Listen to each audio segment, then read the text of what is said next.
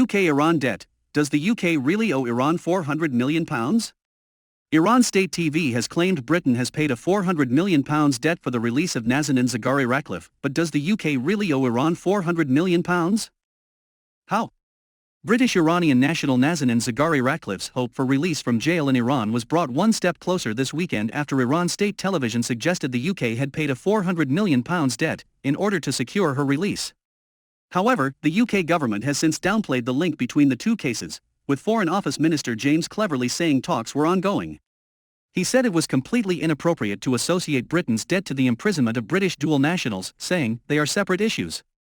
Mrs Zaghari-Ratcliffe has been in jail in Tehran since 2016, when she was sentenced for 5 years on spying charges, something which she has vehemently denied. Her sentence was extended by another year after nearing its end, something which has been condemned by the UK, with Foreign Secretary Dominic Raab saying Iran's treatment of Mrs Zaghari-Ratcliffe amounts to torture.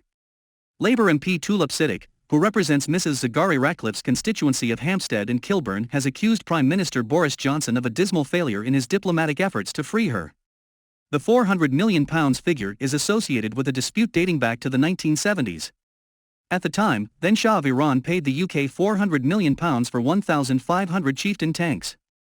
Britain refused to deliver the tanks to the new Islamic Republic when the Shah was toppled in 1979.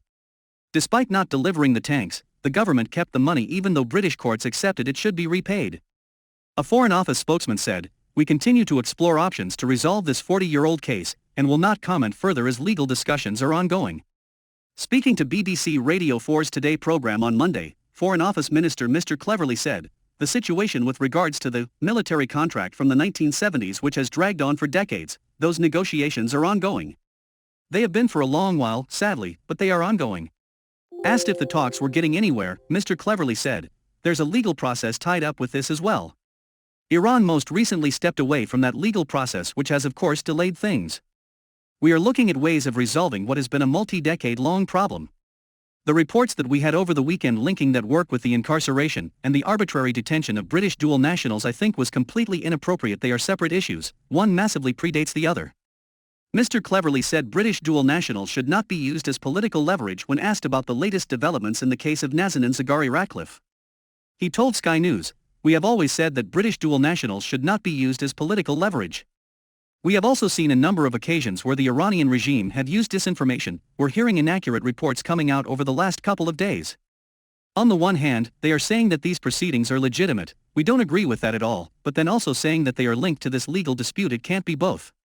We're making it very, very clear. It is in the hands of the Tehran regime to release these people, and they should be released."